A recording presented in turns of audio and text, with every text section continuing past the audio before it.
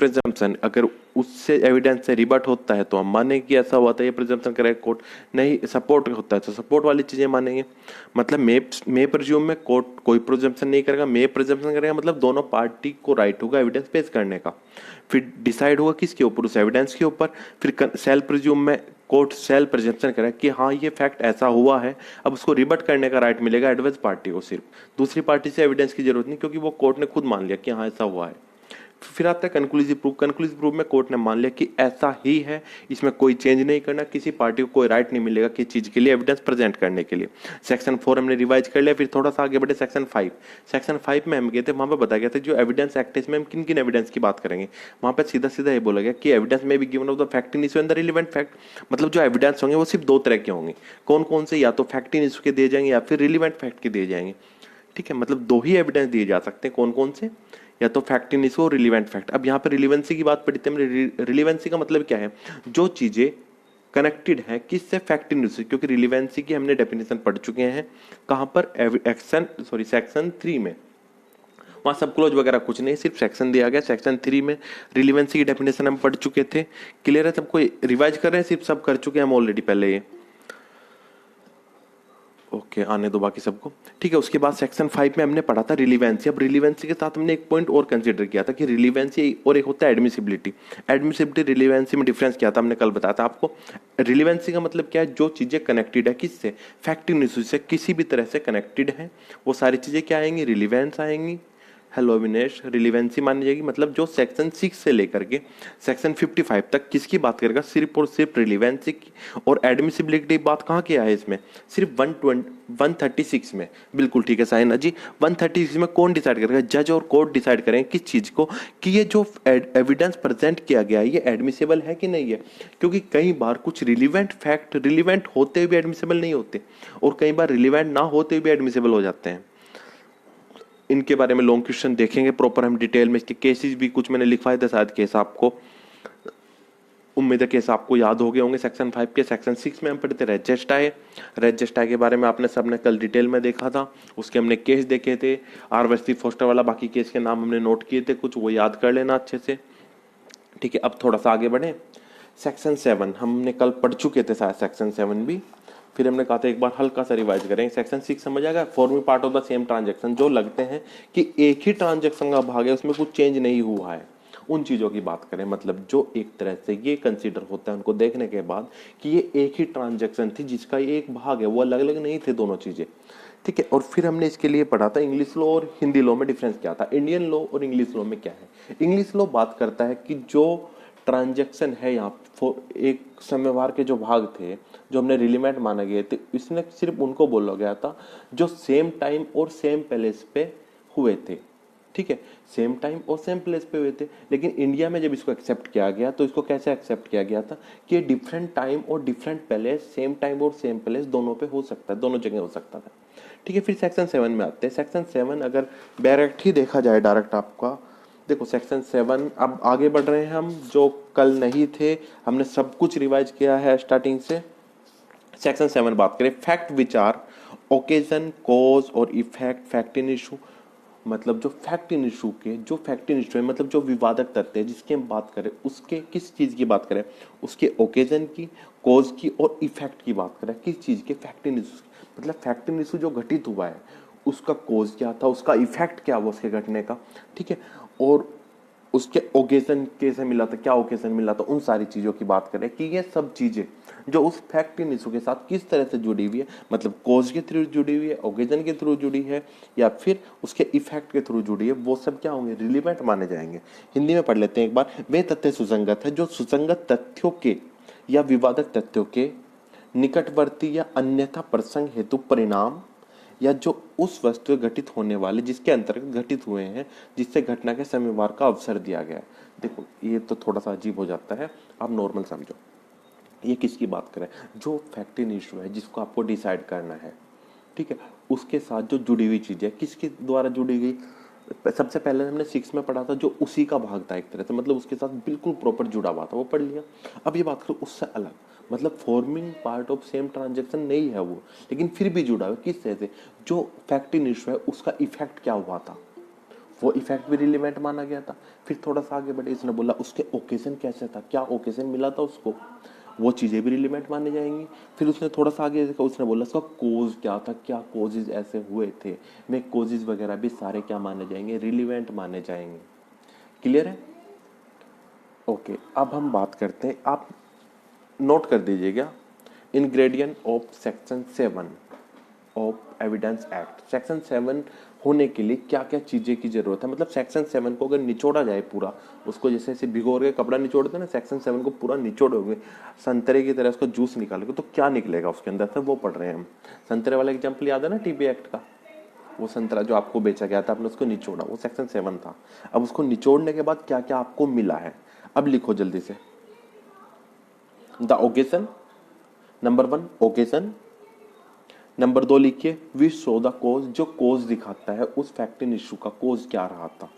Number 1 occasion, number 2 cause, number 3 effect of the principal fact, जो principal fact था उसका effect. हाँ जी, हिंदी में बताएंगे, एक मिनट पहले इंग्लिश के नोट कर लें। फोर्थ बात कर रहा है अपॉर्चुनिटी। देखो अपॉर्चुनिटी आपको शायद इसमें इसकी लास्ट लाइन में मिलेगा। ये कह रहा है देखो विच दे हैव फंड और which afford an opportunity of their occurrence the transaction are relevant। हाँ हिंदी में बता रहे हैं, एक मिनट पहले क्या बोला आपने, सबसे पहले में ओकेजन, दूसरे में कोज, तीसरे में principal fact, effect of principal fact, चौथे में बताया अपॉर्चुनिटी, पांचवें में बताया स्टेट ऑफ थिंग्स, मतलब उस वस्तु की, उस सामान की, उस किसी भी फैक्ट की, उन चीज़ों की स्थिति क्या थी। आवाज़ क्लियर नहीं है अलका जी, हम कोशिश कर रहे हैं आवाज़ क्लियर करने की। और देखो मैं आज फिर से ट्राई करके देख रहा हूँ, शायद वीडियो रिकॉर्ड हो जाए और इसमें आवाज़ आ जाए तो ये सुबह तक अपलोड हो जाएगी, क्योंकि ये मेरे हाथ में नहीं है, नेटवर्क प्रॉब्लम। ठीक है, आगे बढ़ते हैं हिंदी में। देखो पहली बात तो ओकेजन, ठीक है जी, मतलब ये बात कर रहा है प्रसंग पहले में, दूसरे में हेतुक, प्रसंग पहला पॉइंट, दूसरा हेतुक, तीसरा परिणाम, और चौथा बात कर रहा है अवसर की। प्रसंग, हेतुक, परिणाम, अवसर, ठीक है जी।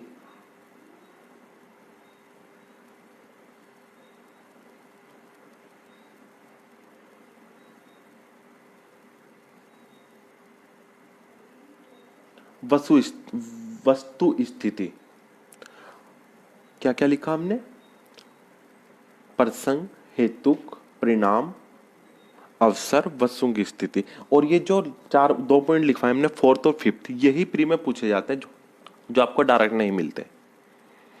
ठीक है, ये सारी चीजें प्री में पूछी जाती है। अब थोड़ा सा आगे बढ़ते हैं, इसके लिए हमने केस लिखा था कोई, सेक्शन 7 के केस नोट किए थे क्या कल, यस और नो, कौन कौन से केस लिखे थे?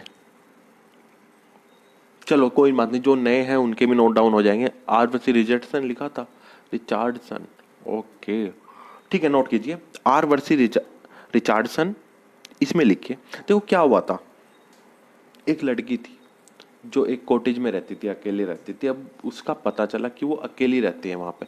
अच्छा फिफ्थ क्या है, फिफ्थ है वस्तु स्थिति, स्टेट ऑफ थिंग्स, वस्तु स्थिति। हाँ आर वर्सी, हाँ ठीक है, मधु वाला भी लिखवाया था हमने, डिनोलन भी लिखवाया था, ठीक है। अब कोई बात नहीं, इसके इनके अंदर की चीजें शायद हम नहीं लिखे थे, हम बता देते पहले। आर वर्सी रिचार्डसन में क्या हुआ था, रिचार्डसन में इसमें एक लड़की अकेले एक कॉटेज में रहती थी। तो मतलब ये क्या है, एक तरह से ये एक तरह से क्या है, ओकेजन है ना, मतलब एक तरह से उसको अवसर मिला था मर्डर करने का, मर्डर गया उसने उसका मर्डर कर दिया, मतलब ये एक तरह से अवसर था कि हाँ वो अकेली रहती, जाके कोई भी मर्डर करके आ सकता था। ठीक है, लिखना चाहे लिख सकते, the girl was alone in the cottage at the time of the murder is relevant। The girl was alone in his cottage, मतलब अपने घर में या जो क्वार्टर वगैरह थे उसके, in his cottage। The girl was alone in his cottage at the time of the murder is relevant, is relevant, is relevant। हत्या के समय लड़की अपने निवास स्थल पर अकेली थी। घटना वो मृत्यु के समय, मृत्यु मर्डर हत्या के समय लड़की अपने निवास स्थान पर अकेली थी, जो कि जो कि सेक्शन 7 एविडेंस एक्ट भारतीय साक्ष्य अधिनियम के अंतर्गत ओकेजन मतलब प्रसंग प्रसंग सेक्शन 7 के प्रसंग द्वारा सुसंगत माना जाएगा। Murder at the time of the murder is relevant as it is constitute the occasion of the murder, मतलब मर्डर के ओकेजन को डिफाइन कर रहा है, इसलिए रिलीवेंट माना गया था इसको। अगला केस हमने लिखा था Indian airline versus Madhu Chaudhary, AIR 1965 लिखा था ना। जिसने नहीं लिखा नोट करना है, बिल्कुल लिखा है सामने भी लिखा हुआ है। रिलीवेंट के बाद रिलीवेंट, ठीक है, रिलीवेंट के बाद लिखा है it is the occasion of the murder, बस इतना लिख दो, it is occasion of the murder. ठीक है जी। Indian airlines versus Madhu Chaudhary, AIR 1965। जिन्होंने नहीं लिखा, ऊपर लिखा हुआ है, शिखा जी ने लिखा है, ये केस नोट कर लीजिए आप लोग। इस केस में ये 1965 का केस है, ऑल इंडिया रिकॉर्ड का। इस केस में क्या हुआ था, एक क्रैश हुआ था, एयरप्लेन क्रैश हुआ था। उसके बाद जो कमीशन इशू किया, जो कमीशन की हम बात कर रहे थे, कोर्ट ने ये कमीशन इशू किया उसकी इन्वेस्टिगेशन के लिए। जब इन्वेस्टिगेशन किया गया तो जो कमीशन की रिपोर्ट थी उसको रिलीवेंट माना गया था। क्यों? क्योंकि एक तरह से वो क्या बता रही थी, वो उसकी कोज की बात कर रही थी, क्या कोज थे जिसके कारण ये घटित हुआ है। रिलीवेंट के अच्छा ये तो बता दिया हमने, ठीक है। क्या घटित हुआ है लिखना चाहे लिख दे, that the report of the commission of air crash, the report of the commission of air crash, the report of the commission of air crash is relevant under section 7 as the cause of the accident, that the report of air crash, report of the commission of air crash is relevant under section 7 as the cause of the accident। मतलब वायुयान दुर्घटना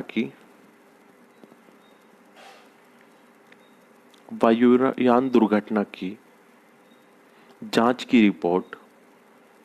report या परीक्षण report section 7 साक्ष्य अधिनियम के अंतर्गत उसके हेतु को प्रदर्शित करती है, अतः यह रिलीवेंट मानी जाएगी, मतलब सुसंगत होगी। ठीक है जी। एक केस और लिख जी, क्योंकि इंपॉर्टेंट हो जाता है। जो 5th पॉइंट हमने बताया था ना, स्टेट ऑफ थिंग्स और प्रिंसिपल फैक्ट की जो बात की है हमने, स्टेट ऑफ थिंग्स की जो बात कर रहे हैं, किस चीज़ के प्रिंसिपल फैक्ट के साथ जो स्टेट ऑफ थिंग्स थे। 5th पॉइंट जो हमने लिखा है वस्तु स्थिति जो हमने लिखा है उसके रिगार्डिंग एक केस है, नोट कर लीजिए। अच्छा केस है, आर वर्सेस रेगिनम। मैं लिख देता हूं एक बार, आर वर्सेस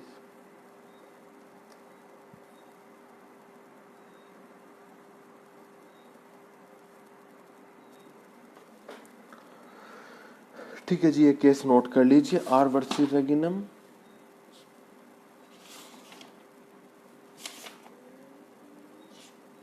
इस केस में क्या हुआ था, किसी को पता है? कोई बताना चाहेगा? कोई बताना चाहेगा इस केस में क्या हुआ था? 1971 का केस है, 1971।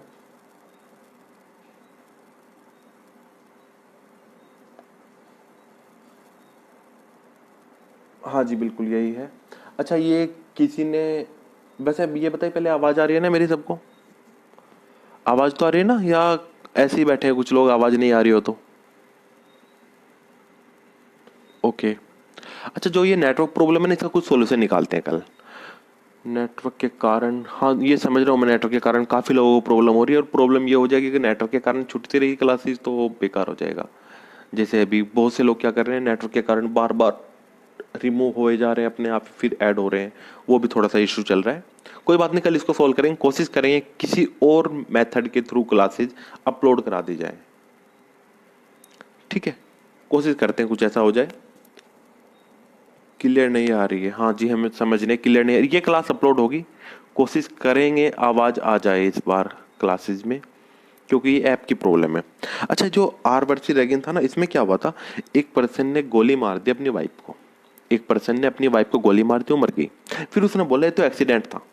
उसने क्या कहा, अपनी वाइफ को गोली मार दी, वो मर गई। उसके मर्डर के बाद कहा ये एक्सीडेंटली गोली लगी थी, मैंने जानबूझ के गोली नहीं मारी। अच्छा छवि जी, आवाज़ क्लियर नहीं है, बाकी सब को, दो को क्लियर नहीं है। कोई बात नहीं, करते हैं कल इसका भी कुछ। शायद ये क्लास तो अपलोड होगी अगर इसमें वॉइस आ जाती है रिकॉर्डिंग में। ठीक है, उसने अपनी वाइफ को गोली मारी, वो मर गई। फिर उसके बाद उसने क्या डिफेंस लिया कि साहब ये तो एक तरह से एक एक्सीडेंट था, मैंने जानबूझ के नहीं किया है। तो कोर्ट ने फिर ये कहा गया कि देखो, वो जो कुछ फैक्ट कोर्ट के सामने रखे गए हैं किस चीज़ के, ये वो प्रिंसिपल फैक्ट थे जो उसके कोज को बता रहे थे, किस कारण से ये हुआ है। दूसरी बात बता रहे थे, स्टेट ऑफ थिंग बता रहे थे उस पर्सन की, और उन फैक्ट की, उनके कारण क्या क्या हुआ था वो चीज़ें। वैसे समझ आ रही है आवाज़, समझ भी नहीं आ रही क्या?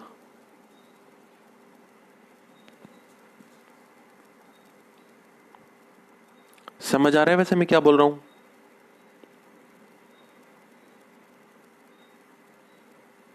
नहीं, एक मिनट में। ओके,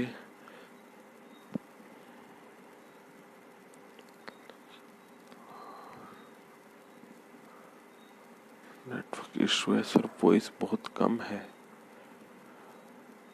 ओके, एक काम करते हैं, मैं दोबारा रिकनेक्ट करता हूँ, क्या पता शायद मेरे यहाँ नेटवर्क की प्रॉब्लम हो। ठीक है, सब यहीं रहिएगा, मैं 1 मिनट में वापस आ रहा हूँ पूरी। ओके, 1 मिनट में वापस आते हैं अभी।